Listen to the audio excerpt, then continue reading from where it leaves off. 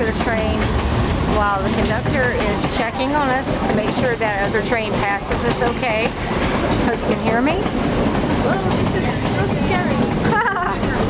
The conductor's standing down there, so it's okay. I don't know if I wouldn't get off, but you know what I mean? And I'm holding on just in case. I'm thinking outside, but I'm not serious to go outside. It's very nice. Yes, it is. It's more pretty when you come outside here, isn't it? A lot more pretty.